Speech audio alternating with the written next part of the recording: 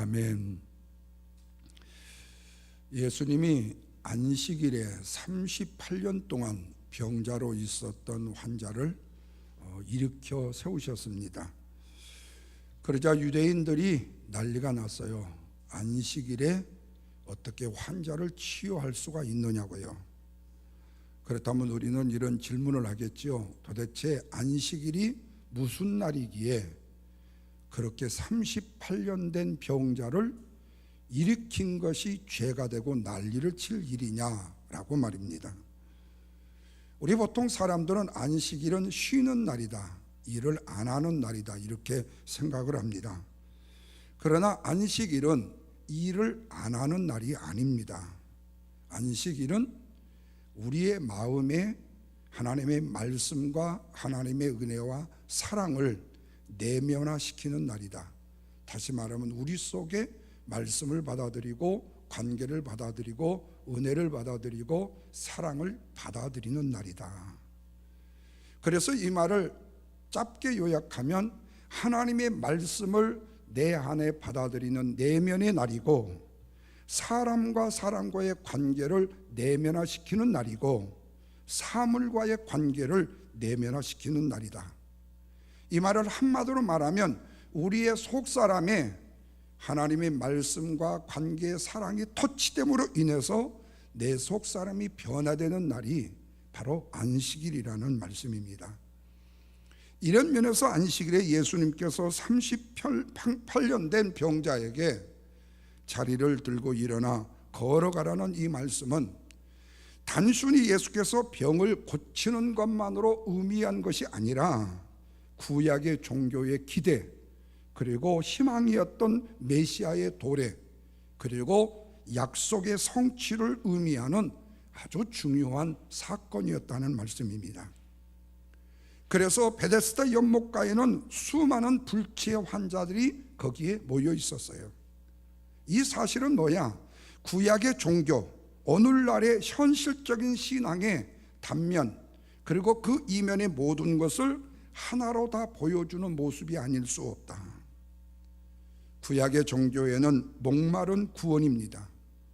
그런데 예수 그리스도께서 이 땅에 출현하심으로 말미암아서 38년 된 희망이 없는 병자가 희망을 얻어 나음을 입었다라는 거예요. 그렇다면 예수님이 38년 된 병자에게 네가 낫고자 하느냐? 일어나 내 자리를 들고 걸어가라 하는 그 말씀의 순간이 바로 병자가 움직이고 걷고 뛰었다라는 이 사건 자체는 하나님이 메시아의 응답임과 동시에 복음이라는 거죠.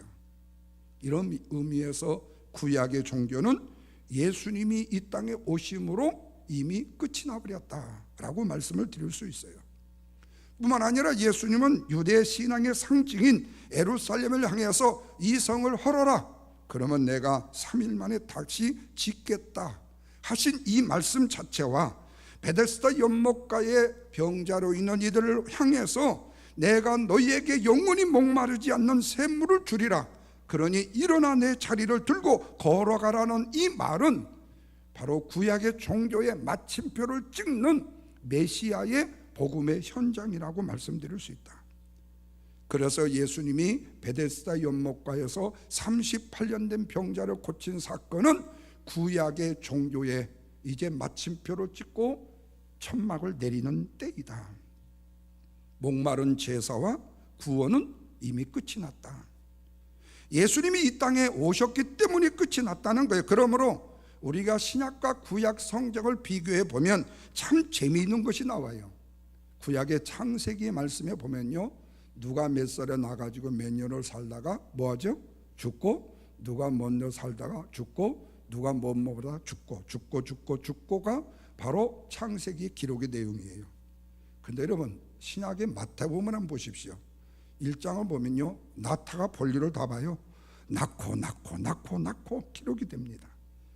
이 말의 뜻을 한마디로 요약하면 이래요. 구약은 이미 죽은 종교이고 신약은 이미 사는 종교라는 말씀입니다. 굳이 신약과 구약을 구분하라고 한다면 구약은 생명의 진리를 유실했던 형식적인 종교라고 말을 한다면 신약의 종교는 죽음 가운데서도 다시 생명을 존재케 함으로 인하여 영원히 살리는 종교라는 말씀이죠. 이 전환점을 가져다 주는 사건이 뭐냐? 바로 베데스다의 연못의 사건이다. 저 지금 유아실에서 에이보리가 이 설교를 아주 눈이 빠져라고 듣고 있는데 거기에 좀 목소리가 좀 들리게 해줬으면 좋겠어요. 예. 근데 여러분, 이런 가운데 예수님이 오심, 이것은 죄악과 사탄의 역사에도 마침표를 찍는 베데스다 연못가의 좋은 사건에 좋은 일도만 계속 지속이 되었으면 얼마나 우리말로 속된 말로 은혜롭고 좋겠습니까? 많은 거기에 약간의 조금 빈정된 말이 나온다 그 말이에요. 요즘에 한국에 윤석열 대통령이 미국에 와가지고 뭐 한 것을 빗대가지고 어떻게 트집을 잡으려고 못된 것만 꼭 이야기하는 식하고 거기에 좋지 않은 단어가 나오는 거 똑같아요. 9절 말씀을 보십시오. 그 사람이 곧 나와서 자리를 들고 걸어가니라. 근데 이날이 뭐라고요? 안식일이니. 아니 38년 동안 걷지도 못하고 자기 생활 하나도 못했던 사람을 고쳐준 날이 안식일이라고 해서 뭐가 잘못이냐 이거예요. 근데 왜 안식일이니? 라는 말씀을 했냐. 38년 된 병자가 나았다면 기분이 엄청 좋은 게 아니에요. 이건 국가적인 이 연회는 안 베풀지만 동네 연회는 베풀어야 될 날이 아니에요. 예. 그런데 왜 안식일이니? 라고 말씀했냐 그거예요. 이 말은 안식일에는 이런 일을 하면 안 된다는 말이 바로 여기에 함축이 되어 있는 거죠. 근데 하필이면 안식일 날 38년 된 병자가 일어난 사건이 일어났다는 거예요. 왜 그러면 이 안식일이 중요하냐? 바로 구약 종교의 상징은 안식일을 지키는 것이 그들이 1등 레벨이에요. 그게 없으면 죽어. 구약 종교는요. 안식일이 아니면요, 안식일에 대한 이 표적을 안 세우면 구약 종교는 죽어요. 또 하나가 뭐죠? 율법을 안 세우면 죽어요. 그래서 거기에는 카리스라는 은혜는요, 눈을 씻고 봐도 찾을 수가 없어요. 그런데 예수님이 병을 고친 날이 안식일이었다는 겁니다.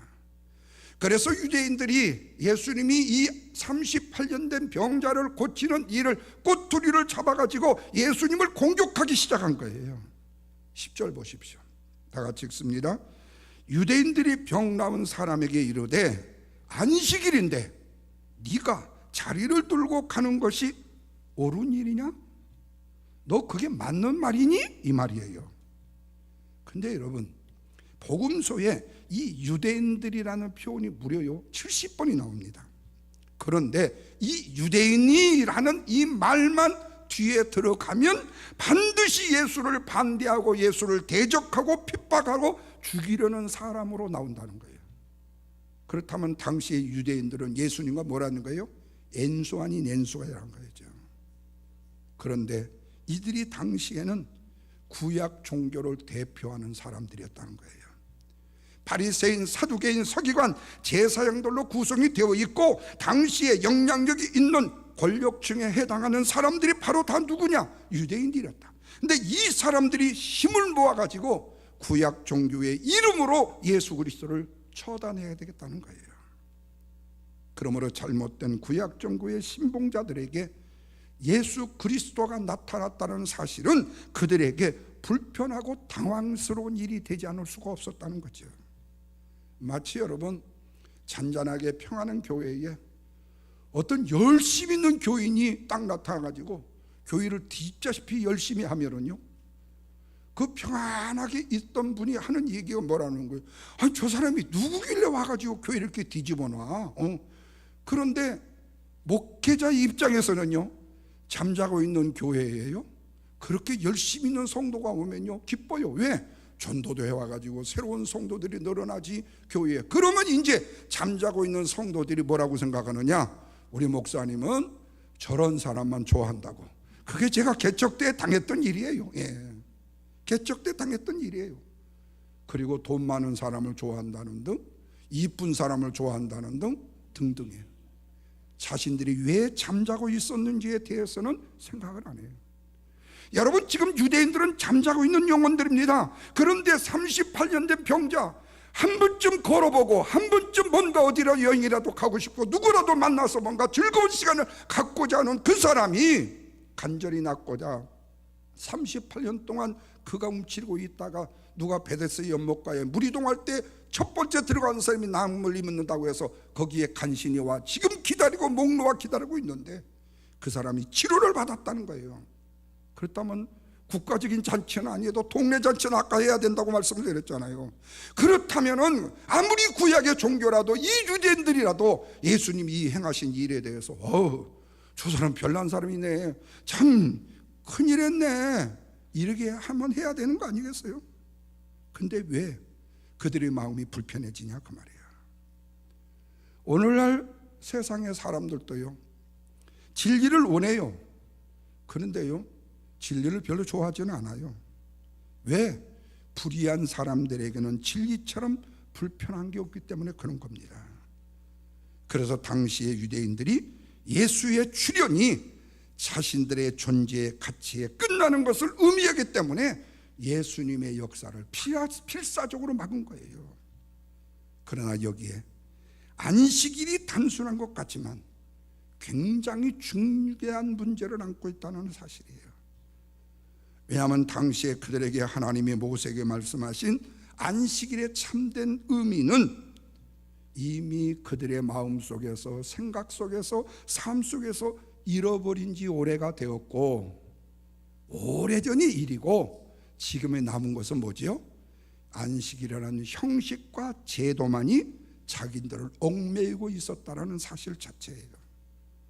그러니까 율법화 종교에 이미 익숙해져 있었다는 사실이에요. 이대로 있는 것도 좋은데 저 예수가 와가지고 왜 뒤집어 놓냐 이 말이에요.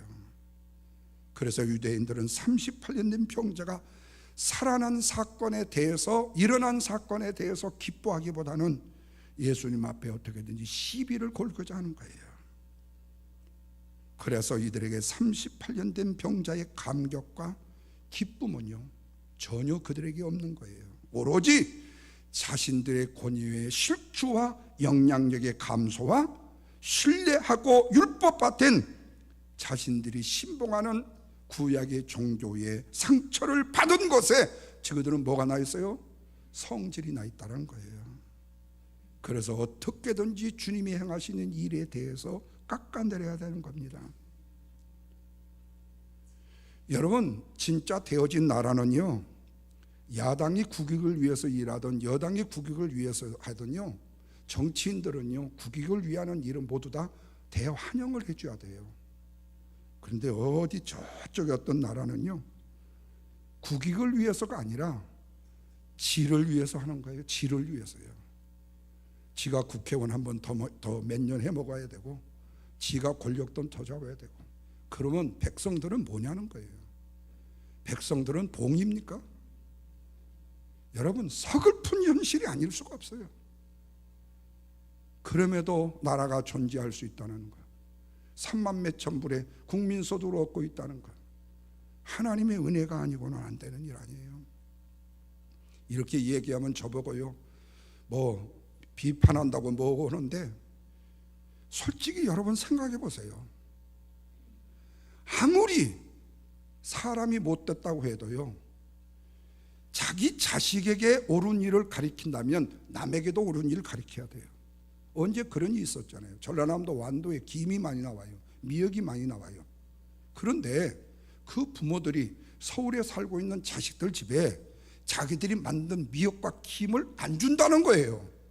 왜? 몸에 해롭다고. 왜? 거기에 케미칼을 뒀다고. 예.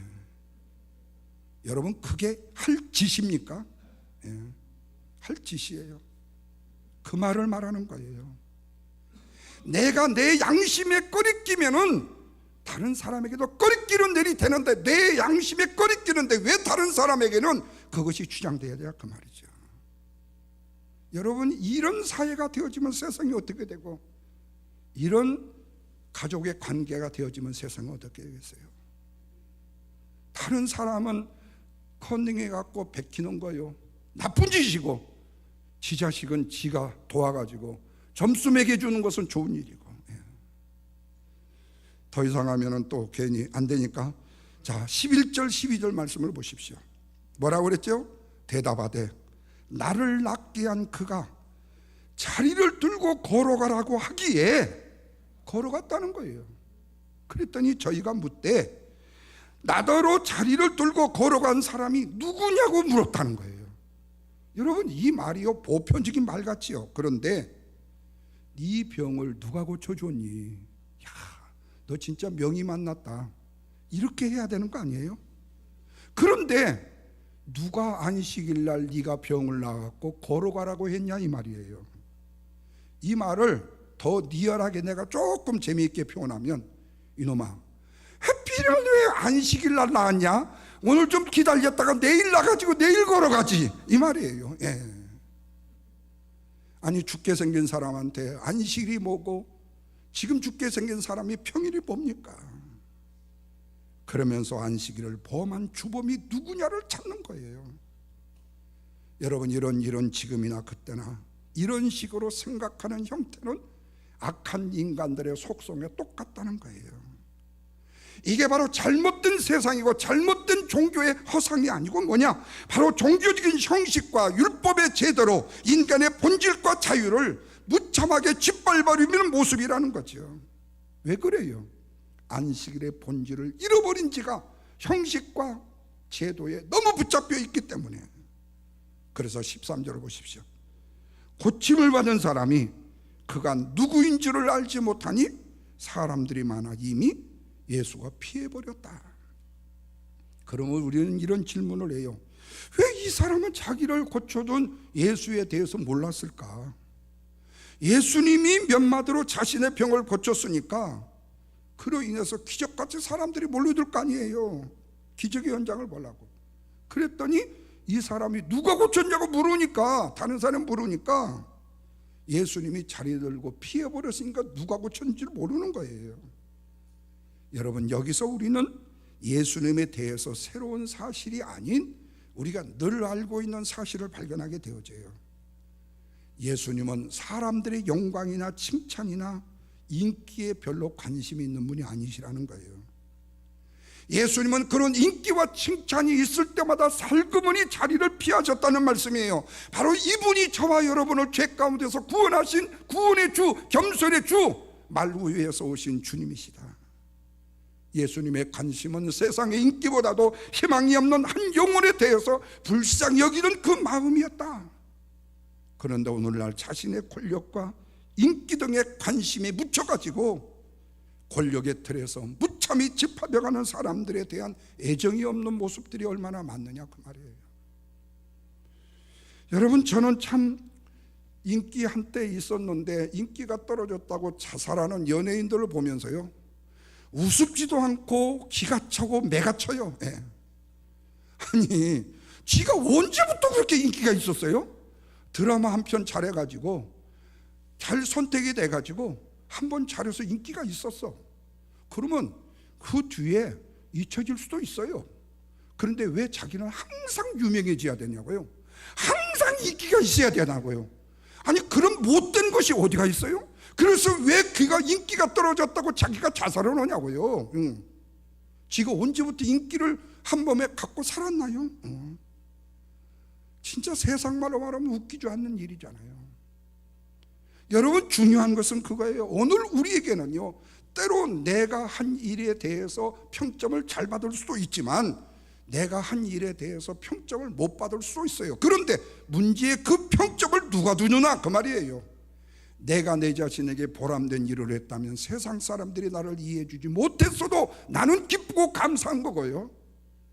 내가 악한 일을 했는데 세상 사람들이 나를 기뻐하고 즐거워한다면 나는 지금 이 죄의 늪에 빠져 있다는 사실을 기억해야 되는데, 이런 구별과 평가를 내 자신 스스로가 하지 못한다는 거예요.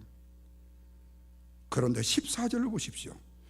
후에 예수께서 성전에서 그 사람을 만나 이르시되, 보라, 네가 낫으니 더 심한 것이 생기지 않게 다시는 죄를 범치 말라 하셨다. 사람들이 많을 때 뒤에 계시는 예수님이 사람들의 행적이 좀 뜸해지자 다시 남자에게로 오셨어요. 제가 조금 추측을 해보건대 예수님이 성전에서 이 사람을 개인적으로 좀 만나시지 않았을까 하는 거예요. 예, 그러니까 다 맞다고는 아니에요. 그러면서 애야, 내가 너한테 꼭 해주고 싶은 얘기가 있는데 말이다. 그 병 고침에 놀라운 의미가 있다라는 사실을 가리키는 거예요. 그 사람의 치유에 있어서요. 여기서 우리가요, 육체의 질병을 고치는 것은 어떤 의미에서 보면요, 치유의 절반을 고치는 것과 같습니다. 만약에 예수님이 육체의 질고를 고치는 이런 의사의 역할만 담당을 했다면 이것은 일반 의사들이 환자를 치료하는 행위와 별다른 의미가 없었겠지요. 그러나 예수님이 치유는 뭐냐? 온전한 의미는 뭐냐? 육체는 물론 정신과 혼까지 온전하게 치료가 되어지는 것이다. 그래서 세상의 의사와 병원의 근무자가 환자를 다루는 것은 미안한 얘기지만 육체의 반쪽짜리로 치료하는 거죠. 진정한 의사는 뭐냐? 영혼까지를 치료할 수 있어야 된다. 그래서 예수님이 38년 된 병자를 고쳐주시고 정신적으로 영적으로 방황하는 이 남자에게 찾아와서 두 번째 치유를 하신다는 거예요. 여기서 우리는 치유의 세 가지를 보게 돼요. 첫째는 육체적인 질병의 치유입니다. 배가 아픈 사람에게 빨간 약 주어서 배꼽에다 바르면 낫는다는 거고, 뼈가 부러진 사람에게 뼈를 다시 떼어서 붙여주는 것, 이렇게 치료해주는 것을 육체적인 질병의 치유를 말합니다. 그러니까 육체적인 문제가 된 병을 치료해 주는 거예요. 두 번째로는요, 육체적인 질병의 치유보다도 더 한 단계 높은 정신적인 치유예요. 여러분, 머리가 좀 형편없어서 이발소에 가서 이발을 하려고 이발소 의자에 딱 앉아서 거울을 보면요, 내 머리가 안 깎아도 괜찮을 것 같아. 근데 우리 집에서 보면 머리가 엉망이야. 왜 그런 줄 아세요? 이발소의 미러는요, 제일로 좋은 걸 갖다 놔요. 분명한 거예요. 또 하나 있잖아요. 실시 몸이 아프더니 의사를 딱 만나는 순간에 어디가 아픈지를 잘 몰라. 예. 여러분, 이건 정신적인 치유예요. 엄밀히 말하면 세상적인 문제로 인해서 정신적으로 방황하고 좌절하고 절망하면서 허무함의 해답을 주는 치유를 말합니다. 한국 분들이요, 제일 많이 말하는 말이 무슨 말인 줄 아세요? 요즘에요, 맑은 공기에서 힐링 그래요. 힐링. 예. 그리고 또 뭐란 줄 아세요? 불멍, 물멍, 꿀멍, 멍, 아주 멍 때리는 거예요. 아주 그냥 이래요. 그래서 한국 분들한테요, 요즘에 여유를 갖고 사는 분들한테 딱 두 가지밖에 없어요. 첫째는 힐링, 두 번째는 멍, 이거예요. 예. 그걸 보면서 내가 그래, 나도 그랬을 거야. 근데 한편에 좀 섭섭한 생각이 들어. 아니, 불멍하고 물멍하는 게 저거가 내 인생의 가장 목표였을까? 힐링한다고 그러는데 도대체 뭐를 힐링한다는 거? 여러분, 우리가 새로운 세계에 보고 내가 안 보던 것을 보면요, 새로워지는 것은요, 똑같은 이치예요. 근데 왜 다르냐 그거예요. 이게 여러분, 우리의 인간이 가지고 있는 허무에 대한 해답을 주는 치유가 아니겠어요? 세 번째는 영적인 치유입니다. 질병의 치유나 정신적인 질병보다도 또한 죄와 사탄과 죽음의 문제를 해결하는 치유입니다. 예수님은 바로 세 번째 치유를 위해서 틈을 이용해 찾아주셨어요. 그리고 더 심한 병이 생기지 않도록 죄를 짓지 말라고 말씀을 하십니다. 그런데 이 질병의 원인에 여러 가지가 있어요. 첫째는 자연적인 환경과 유전적인 환경이 있습니다. 내가 죄를 지은 것도 아닌데 부모님의 유전적인 일로 인해서 병이 된 사람, 환경적인 연유로 해가지고 폐에 영향을 주는 이 인슐레이션을 많이 마셨다거나, 그러니까 내가 잘못한 게 없는데 잘못한 게 걸린 거를 뜻해요. 두 번째는요, 하나님의 영광을 위해서일 수가 있어요. 다시 말하면 욕 같은 사람은 죄가 없었는데 그가 수없는 고난을 당해가지고 후에 하나님의 영광을 드리는 경우예요. 그렇다면 예수님이 지금 이 남자에게 몇 번째로 경유하고 있는가? 세 번째로 적용하고 있어요. 왜? 죄를 지은 사람은 그 대가로 인해서 병이 생길 수도 있다. 그래서 이 사람에게 먼저 필요한 것이 뭐냐? 죄를 회개하는 것이다. 그런데 많은 사람들이 질병이 자신의 삶이 죄로 가히 가득 차 있어가지고 대가로 받는 경우들을 생각해 볼 수 있죠. 그런데 예수님이 바로 38년 된 이 병자에게 죄 때문에 너는 오랫동안 병을 가지고 있었다라고 보셨다는 거예요. 그래서 예수님이 이제는 더 이상의 기쁜 병이 재발하지 않도록 다시는 죄를 짓지 말라고 영적인 치유를 주신다는 거예요.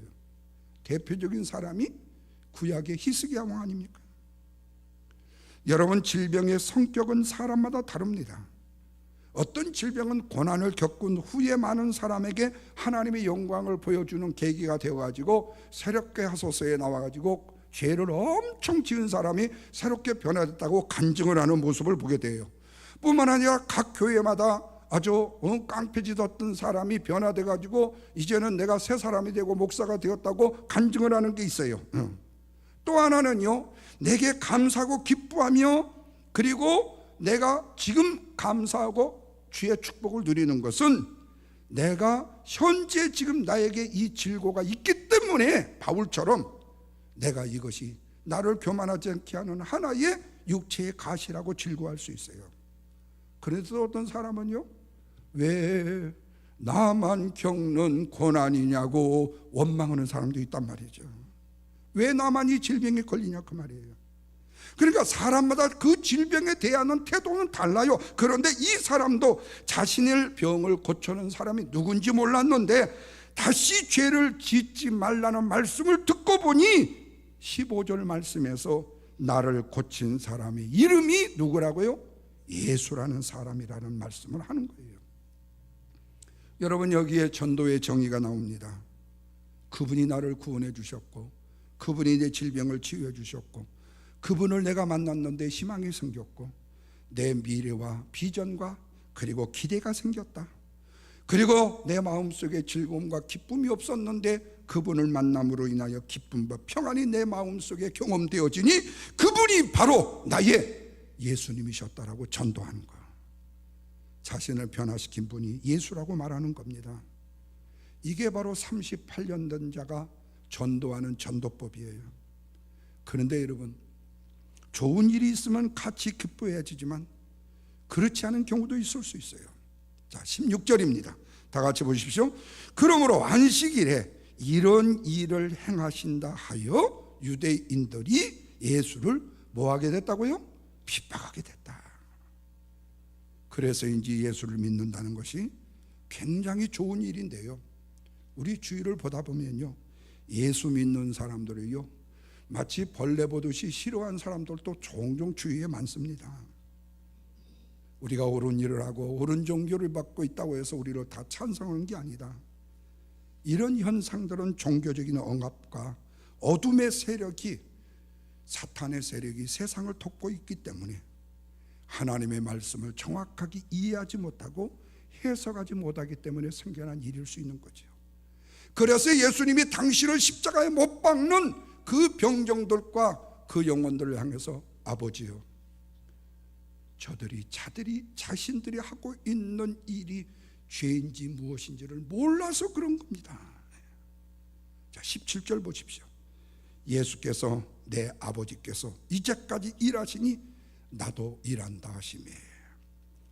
여기서 유대인들이 예수님을 핍박한 것은요, 안식일에 대한 꼬투리를 잡기는 했지만 안식일의 병을 고쳤다는 사건도 이유가 되었지만 실질적으로는 뭐냐?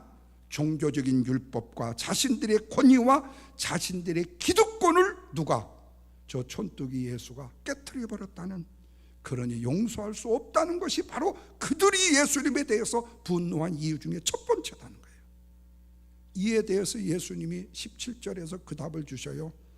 내 아버지께서 이제 일하시니 나도 일한다고요. 여기에 세 가지 의미가 있습니다. 첫째는 예수님께서 하나님을 내 아버지라고 불렀다는 거예요. 여러분, 믿음이 잘 생기는 기도법에 대해서 제가 잠시 말씀을 드릴게요. 먼저 우리가 하나님 앞에 기도를 한다고 할 때 하나님 이렇게 이야기하면 겁나게 거창한 것 같죠. 근데 그거 하나님 앞에 대드는 거예요. 뭔가 속에요 분노가 가득 차가지고 하나님 아시지요? 뭘 알기는 해. 네가 죄인이라는 것밖에 내가 모르는데. 근데 보통 그래요. 저도 마찬가지예요. 예. 어느 때요 하나님 그런 거는요 내 속에 있는 뭐를요 토하고 싶어. 근데 이제 그렇게 항거하지 말라는 거예요. 아버지를 부르라는 거예요. 왜? 예수님이요 기도하실 때마다 하나님이라고 말씀한 적이 없어요. 아버지라고 말씀하셨어요. 하나님과 하나라는 사실이에요. 동일하다는 거예요. 우리 아버지가 되신다는 거예요. 두 번째는 하나님이 지금도 일하시는 분이시라는 거예요. 말씀을 드렸죠. 창세기부터 지금까지 일하시고 주무시거나 노시거나 쉬시는 분이 아니다. 끊임없이 일하시는 분이다. 그래서 아버지가 일하시니까 예수님도 일하신다고 말씀하시는 거예요. 세 번째는 안식일에도 일하시는 분이다. 아버지가 태초로 이제까지 일하시니 예수님도 일하신다는 뜻은 안식일에도 쉬는 것만이 아니라 일을 안 하는 것이 아니라 할 일은 하고 있다는 말씀입니다. 그래서 여러분 안식일에는 두 가지의 뜻이 있어요. 하나는 모든 것을 올 수업에 쉬는 것, 또 하나는 일하는 것. 그런데 내 자신의 이익과 쾌락과 건강을 위하는 일이 아니고 이웃을 살리고 일하는 것을 안식일에 일한다는 것으로 내포해야 된다. 그래서 예수를 잘 믿는 사람의 주일이라는 하루는요 교회에서 예배만 드리고 안식하고 편안히 쉬는 날이 아니라 녹초가 되는 날이다 그 말이죠. 너무 힘든 날이에요.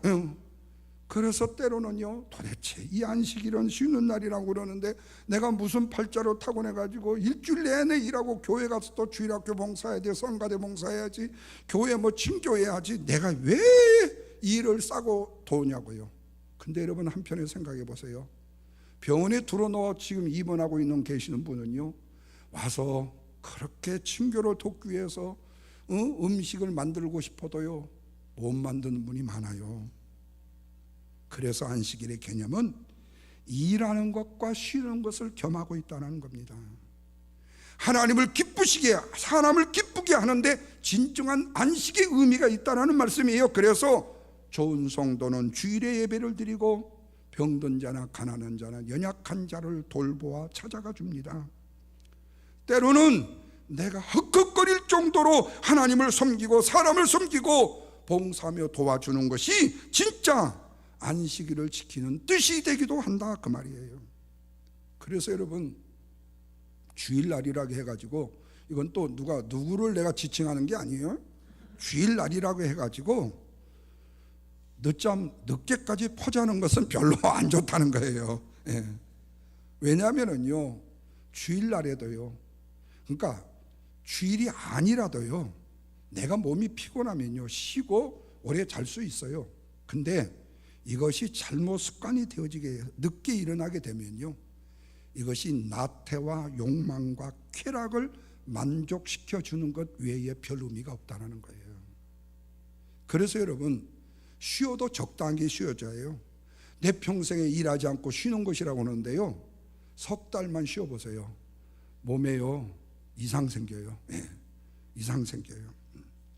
자 18절 말씀 마지막 보십시오. 유대인들이 이를 인하여 예수를 더욱 죽이고자 하니 이는 안식일만 범할 뿐 아니라 하나님을 자기의 친아버지라고 해서 자기를 하나님과 동등하심으로 삼으셨다 그랬어요. 예수님은 어떤 협박에도 당신께 맡겨진 일에서 게으르지 않았다라는 말씀이에요. 사랑하는 성도 여러분, 결론입니다. 바리새인들은요, 유대인들은요 겉에만 관심 있는 사람들이에요. 예수님이 진짜 내면으로 행하신 일에 대해서는요 고발의 빌미만 잡을 뿐이지 관찰만 할 뿐이지 도움이 전혀 되는 사람들이 아니에요.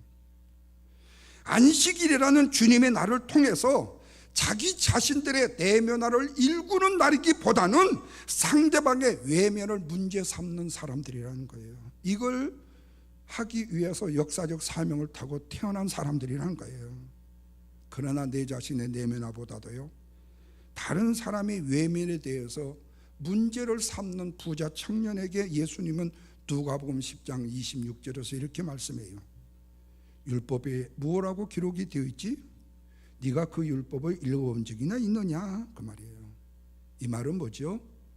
네가 영생에 대해서 묻고 다른 사람은 어떠냐 묻지 말고 너는 네 안에 말씀의 내면화를 시키고 있느냐? 그리고 네 안에 들어간 것이 과연 뭐냐? 말씀이냐? 아니면 세상의 일이냐? 그래서 예수님은 아버지께서 일하신 나도 일하신다고 말씀해요. 왜? 진정한 안식일이라는 의미는 말씀이 밖에서 안으로 들어오는 시간이기 때문에, 그리고 성도와의 성도와의 성도 관계, 하나님과의 관계가 내면화가 내 안에서 일어나는 시간이기 때문에, 그리고 하나님의 말씀이 내 머리에 돌아가지고 그것이 내 가슴으로 들어와서 내 가슴으로 들어온 말씀이 손과 발로 내려가는 시간이기 때문에, 그래서 안식일은 하나님의 말씀이 들어오는 시간, 말씀이 들어오는 시간, 하나님이 들어오는 시간, 동력자의 소리가 들어오는 시간, 물질의 의미가 들어오는 시간, 그리고 안식일은 남에 대해요. 세상 말로 말하면 삽질한다고 그러잖아요. 남에 대해서 비난하고 비판하는 사람 보고 삽질 그만하라 그러잖아요. 삽질을 끝내고 내 안에 가치가 들어오게 하는 시간으로 만들어라. 다시 말하면 내 내면을 채우는 의미가 있는 시간을 가져야 된다. 바라기는 사랑하는 성도 여러분, 오늘 또 하나님 앞에 드리는 예배를 통해서 우리 하나님의 일하심을 본받아 나도 일하신다는 주님의 말씀을 따라 주님 앞에 엎드려 저와 여러분이 신령과 진정의 예배를 드리되 주어진 주의 말씀이 나의 필요가 아닌 주님의 필요에 따라서 저와 여러분의 내면의 확장이 이루어지는 안식일과 말씀과 교제와 은혜의 축복의 시간이 되어지시기를 주님의 이름으로 축원합니다. 기도합니다. 하나님 감사합니다. 오늘 또 주께서